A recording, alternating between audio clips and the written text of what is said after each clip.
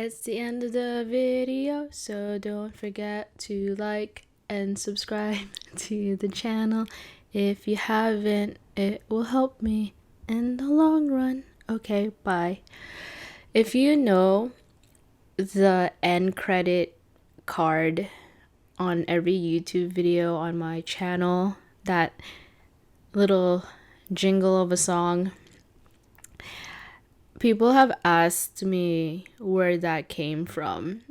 And I just remembered that I just didn't want to play guitar. I didn't want to just rip off a song and just make that the end to my videos. I wanted it to be unique.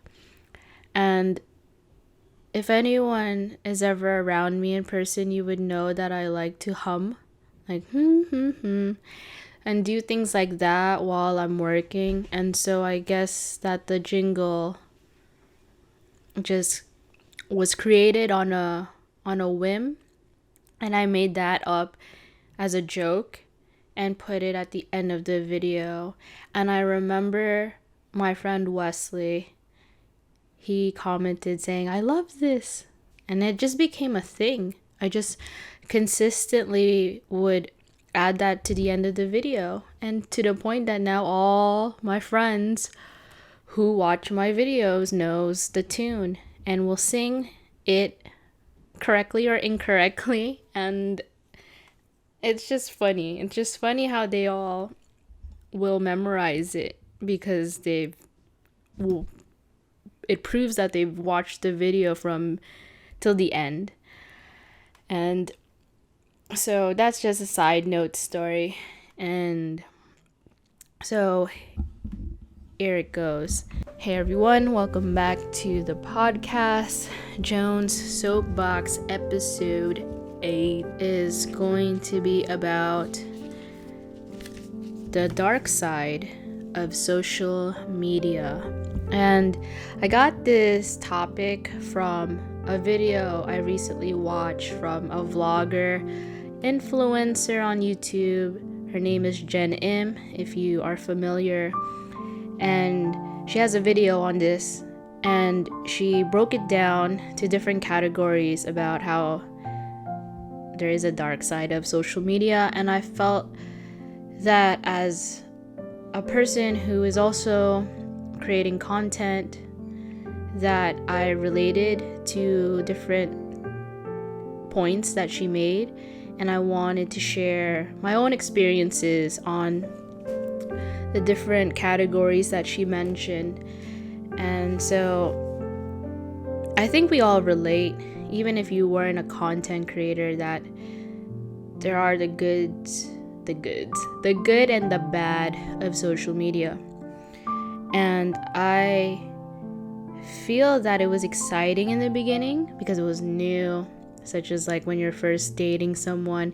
But as time goes on, you kind of either A, are luckily fortunate wanting to still continue, or you're just settling, or you're over it and you just completely delete and or break up, let's say. So the first category that she talks about is creating a perfect you on social media.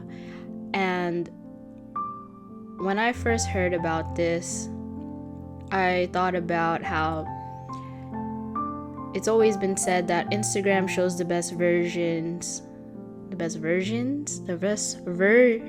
of you, or the people that you follow on Instagram. So don't take it so seriously, because it's just the highlight reel of their lives. It's not who they are 24/7. And people do get consumed thinking that what they see on Instagram or social media is how their life truly is every single day, every moment. And so for my social media, I can say that how I treat it is that on Instagram, I post not as much as before, and I think a lot of people feel the same way. But I was never the type to post candid, like random photos that just have no meaning. I never was the type to do a photo dump, that trend where you just post whatever's in your photo album in your phone and think it's like aesthetically pleasing. I just like to post or upload photos that I would treat as if I was going to have a gallery exhibition. That's how I would treat my Instagram, as literally a portfolio of my work. And I never wanted to treat it as like a casual thing, because people who see my Instagram are either fans or professionals, or they're colleagues of what I do, and so I'm not ashamed of showing them who I am. Again, it's just how I would literally, if I had to hang up portraits or pictures on my wall in my house, those were probably the pictures that I would hang. And that's just how I see Instagram. And it's not that I don't want people to see me where I'm half awake, or I look like I'm not completely ready for a photo. I have nothing against it. I just don't like those photos, or I just would rather have them not taken at all. And is that me just showcasing my perfect self? I think I'm someone out of a lot of people online who shares a lot of imperfections and has nothing to hide. And I never curated my content, let's say, so it would show that I have a perfect life. No. But I could be wrong. Whoever's listening, you might think I have a perfect life, but I totally don't. I've cried my eyes out on video in front of the world, let's say, so there's nothing perfect about that. The second category that she focused on is compare and despair. So the idea of comparing yourself with other people on social media can make you feel bad, can make you feel shitty. And I think in general we all do that regardless of social media, but with social media now more present in our lives, we do it even more often. True, definitely. I think that's why I don't like to follow on my own Instagram other like celebrities or influencers, or just people that are like seem unobtainable. Like, it's kind of hard, because for me, I work in an industry where I actually can have the chance or the opportunity to work with a celebrity. I don't know why I said that so funny. Celebrity per se. And whereas I would have friends who don't work in the industry and they'll be groupies or fans of celebrities and have these aspirations and dreams, like, oh, one day I hope I could hold their hand or whatever, or just like go be near them. Whereas I don't feel that way. My concern is always like, I just want to work with them, I just want to make stuff with them, but it's not like I don't obsess over somebody. And so when it comes to comparing myself, let's say it's not even a celebrity, it could be a regular person, but they just happen to look very upkeep, they know how to groom themselves, they look like they're living a life that I wish I had. Yeah, that's when you get into a dark hole. That's where I feel like I get into a dark hole, and I just will mentally feel terrible. So what do? I just don't look at that. I just can't look at that stuff, because it'll just make me feel bad. And I realize the more I don't see it, yeah, you don't think about it. It's true. So I just avoid it altogether. I consume things that makes me feel good. And anything that makes me have to think twice about who I am just to think I have to be somebody else to be happy, I don't need that in my life. Validation vortex is the next category. So she talks about how being on social media, in a sense, we all want validation from people. So we'll post like a cute selfie because we want some person to notice us and things like that. Or we post something like, for example, a project we worked on and we want someone else who has a higher repertoire in the field to notice us, things like that. That validation where, in a sense, you don't necessarily need to post on social media. You yourself can just like be content with whatever it is that you worked on and things like that. So for me, I really don't like posting selfies because I feel that the validation, is it even validation when people will comment and like or DM saying, oh, like you're cute or you're hot or I don't know. All of that's awkward. So I try my best to avoid it completely. I like to take nice portraits of myself. What's the difference? Selfie, I feel like it's just like oh hey, here you go, really quick photo. But portraits like really well thought out. And I don't post because I want the likes or the comments. I just post because it's like, it's as if you were able to access the walls of my room and these are the photos you would see. Like, that's it. And if you happen to see them and you liked and commented, then cool. But like, do I need it? No. And as I've said before on YouTube, like I have been on YouTube for years and the people that I started with all have bigger followings or more subscribers than I do. And I still continue to create YouTube videos because I do it for myself. And even if there was just one person who watched my videos, like my mom, then so be it.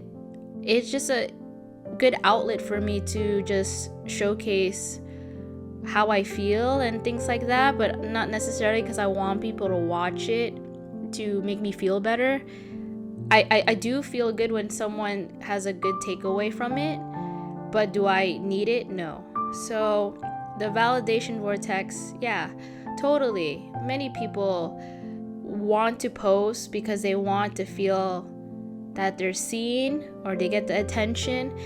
And one thing I could really touch base on, which I had this conversation with a person, is that you can receive 100 likes, let's say, and that could be a lot for some people. Some people only get like 10, but let's just make it a realistic number. I'm not gonna even say 1,000. You could get 100 likes, but like those 100 likes is just a number. And for me, what matters most are who in the 100 likes liked my photo, and do those people matter to me? And out of the 100, maybe that one person that I really want to get their attention is the only person I care about if they liked my post, and that's it.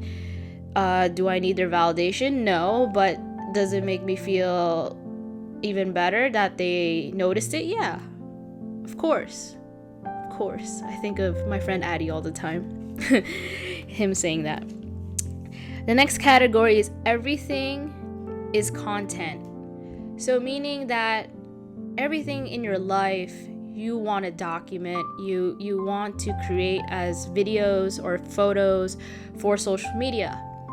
And I can see how people can think that way in my life, that I always want to film everything, and it's not to the extent that I've seen other people who really document a lot. And then there's a lot of people in my life who also just don't document at all, so then they could think that I'm overdoing it.